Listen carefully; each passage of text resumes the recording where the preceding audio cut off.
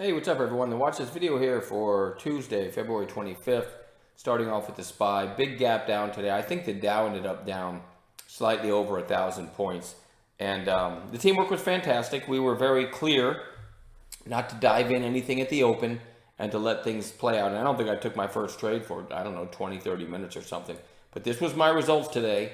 Now that includes scale outs. It's not 21 full trades, but including scale outs. Pretty proud of that. It was a really nice day.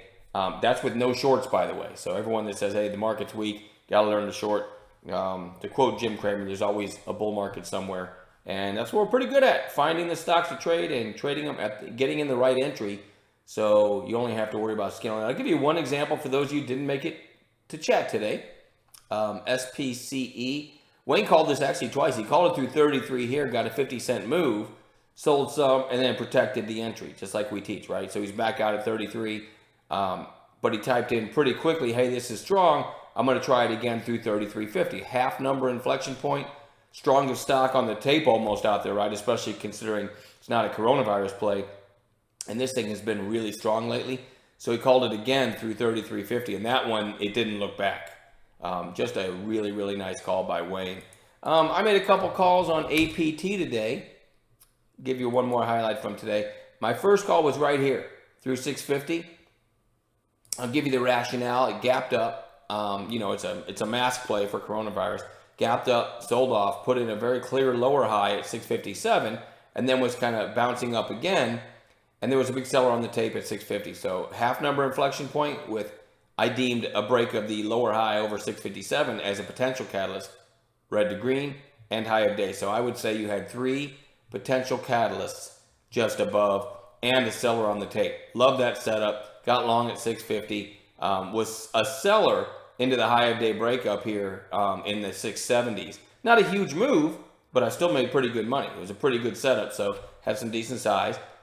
And then called it again as a Tokyo on news, somewhere around 670, and it flagged for a little bit after hitting that and then just ripped. Actually added on the high of day break through 690, as I said over the mic that I would, and ended up popping pretty quickly to 740. This one was really good to me today. A couple other decent trades as well in there, but I'm going to go right into, Wayne made a couple dollar move call on SDGR as well. COCP, a couple nice calls. But anyway, I'm going to go into the watch list for tomorrow. Let's start with mRNA. Now this one in after hours is gapping on coronavirus news. As I'm talking, after hours is still open for another 40 minutes or so. It's trading at 21.78. So set the gap up tomorrow. We'll see if it holds up in the pre-market. Potential gap and go tomorrow. We'll only trade it with a proper intraday setup, just like we teach in our course. VXRT, coronavirus play, or at least a perceived one, I'm not sure. Pretty nice chart setup there. Nice pop here, pullback, another pop, consolidation right here, and you can kind of picture a trend line where I'm drawing my mouse, and a little mini breakout today with some catalysts above. So I really like this for a continuation play tomorrow. APT, talked about this one already. Certainly on watch tomorrow. I think the news was U.S. government talking about ordering 1 billion masks. Literally, I think I heard 1 billion. And that's what APT does. And somebody said, well, what if it's a different company? And somebody else in chat typed in, nobody can deliver 1 billion masks, so it's going to be, a good news for all of them, right? So this one's super interesting for a possible continuation play. Again, only with a proper intraday setup. You guys know I'm in cash every night. AHPI is also in that medical protective gear space. I think they almost have a respirator type thing for pandemics, which might be the sweet spot for this corona thing. So pretty nice pop today, closing off of its highs though. Kind of a squinky trader, so I'm going to be careful with that one if it sets up. Glue, gap down right back into support. It's been really strong lately. I believe they're like an app maker, game maker or something like that. So highly doubt that this should be affected by the coronavirus, right? It just gapped down because the overall market did. Been really strong before today and actually was pretty strong today. So let's watch that one tomorrow. Roku, I'm sad to say, and I saw you guys in chat trading this. I didn't catch it. We talked about this one being on bounce watch, and it did kind of what we look for, right? It gapped down, but I never saw a clean entry. I know some of you got long through the high of day, or maybe also bought this pullback. It didn't go up much from there, but when you look at the daily, you had all these days down after earning, then the gap down, and now a green candle. It might be up from here. I don't love this setup, just to be clear, but I wanted to have one more, at least one stock on here that wasn't coronavirus related at all. COCP. I talked about this one. I hate that. I don't even want to talk about what I did with this because I'm afraid I'll start crying while making a video. I mentioned that I like this through 80, but at the same time I said it had just come from low of day to high of day to get there. I should have given it wiggle room. I think I made 30 bucks on the trade and I just hit out flat. Now keep in mind, the market was down like 900 points at the time. So this one, nothing felt safe. But this clean pullback, how many times have you heard me talk about when you get a gap play and then you get that low of day to high of day break, not taking it and then grabbing that first pullback? And that's exactly what it did. If I had this up on twos, you'd see it right into the twos buy zone, and then it was off to work from there, right? 2 or 3 times today I threw out bids for pullbacks. One of them I missed by a penny.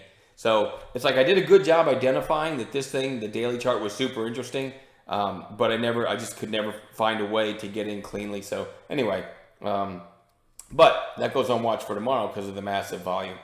Let me look at this Toka. Kind of reminds me of that Toka.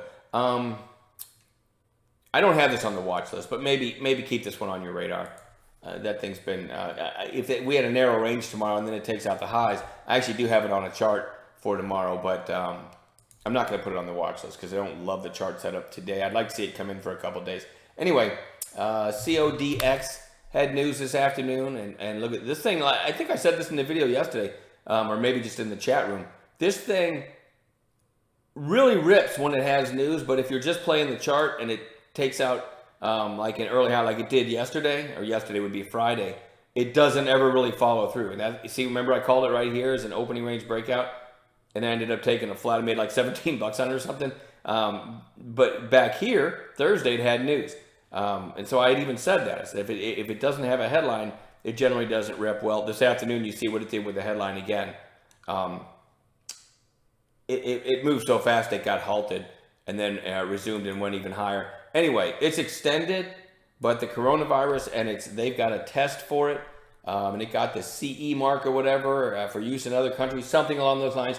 Always double check anything you hear come out of my mouth because I'm a trader. I don't dive into balance sheets, income statements, or deep into news articles because I trade the tape and what I'm seeing. Basically playing against, I basically trade other traders, if that makes sense. I trade where the momentum is and inflection points where sentiment shifts on an intraday basis, right? From bears in charge to bears being in trouble. That's where I get long, so I hopefully can on a regular basis have some kind of trading results like I showed you from today.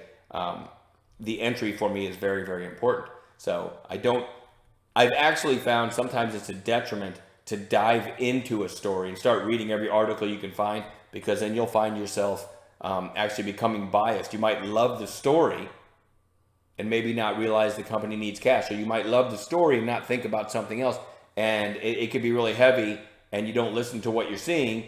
You don't react to what you're seeing on the tape because you have this bias because you fell in love with the story. So that is almost kind of a reason why I don't dive in too deep. I want to know what space they're in, like CODX, tests for the coronavirus and so on.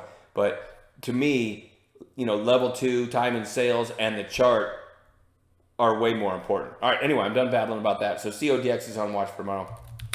SPCE, I talked about Wayne's great call in this one, and it's in a very ugly tape, very strong stock. So we're going to watch this one again tomorrow. And then lastly, NNVC, which I'm not in love with the chart because it had a big run back here, and it's really been heavy ever since.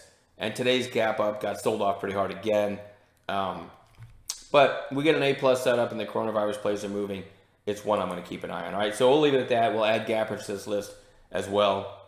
Should be plenty to trade. I had a great day and a very weak tape, so this is one of those days I love being a day trader, right? Well, okay, I love being a day trader every day, but there'll be a lot of days where the market's up big, and I just had an okay day. And this is one of those days where the market's down huge, and a lot of people, swing traders got hit really hard today, and this is one of those times where it's fun being in cash every night. I hope that makes sense. All right, anyway, I'm done babbling. We'll see you in chat tomorrow.